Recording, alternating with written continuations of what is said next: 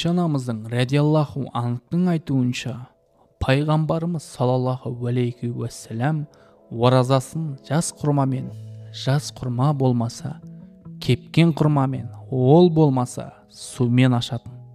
Сол себепті құрмамен ауыз ашуды сүннет деп білген мұсылмандар қасиетті Рамазан айында дастарханға құрма қоюды игі дәстүрге айналдырған. Тіпті құрманы ауыз ашардың сәні деп те айтуға болғандай, құрмадағы қант мөлшерінің көптігі ораза ұстаған адамның күні бойға денесінің әлсірегенін кетіретіндігін айтқан мамандар құрманы жай уақытта да жиі жеп жүруге кеңес беруде. Бір сөзбен айтқанда, түрлі витаминге бай, тойымды әрі емдік қасиеті мол құрма ғажап жеміс.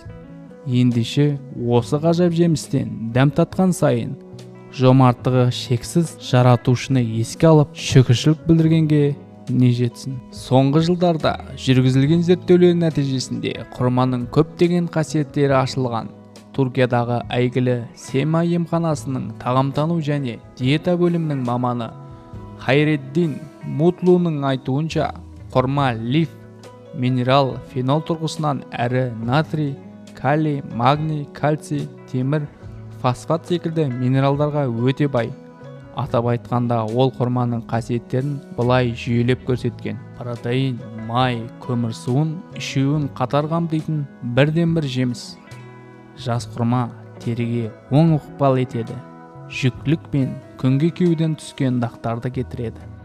Құрмадағы темір қан аздыққа пайдалы. В1, В2 витаминдерінің қатар кездесуі бауырды сауықтырады. Тамақ ауруына жөтелге пайдалы. Қатерлі ісіктен, рактан сақтайды. Жүрек қан тамырларына таптырмас ем. Құрамында фосфор мен кальцийдің молдығы сүйек ауруларынан қорғайды. Жүйке жүйесінің шаршауын басады. Мидың жұмысын істеу қабілетін күшейтеді. Ас қорытуға пайдалы. Тойымдылық қасиеті өте жоғары. Зерттеуші Деусон бір құрма мен бір кесе сүттің адамға қажетті бір күндік калорияға тең екендігін айтқан. Жас құрманың бойында 60-65%, кепкен құрмада 75-80% қант болғанына қарамастан адамды семіртпейді. Жеңіл босануға септігін тигізеді. Босанған әйелдердің әлсіреген денесін тыңайтып, сергектігін арттырады. Сүт гормондарын қозғау арқылы нәрестеге сүт көп шығуына оң ықпал жасайды. Аллах тағаланың Хазіреті Мариямға құрма жеуге бұйрық беруінің астарындағы хикмет осы болса керек. Пайғамбарымыз әсіресе Мәдинада өсетін әжуа деп аталатын құрма сортын жақсы көрген. Тіпті әжуа құрмасы жәннаттағы жемістердің бірі. Осы себептен әжуа құрмасы әлі күнге дейін аса көп сұранысқа ие. Таңертең тұрғанда әжуа құрмасының жетеуін жеген адамға сол күні сиқыр да, у да кеселін тигізе алмайды деп, әжуа құрмасының емдік әрі рухани пайдасы барын сездірген. Құрманы басқа нәрсемен қосып жеген кездері де болған. Мәселен, қонақта өзіне қаймақ пен кепкен құрма алдыға тартылғанын көргенде екеуін қосып жеген.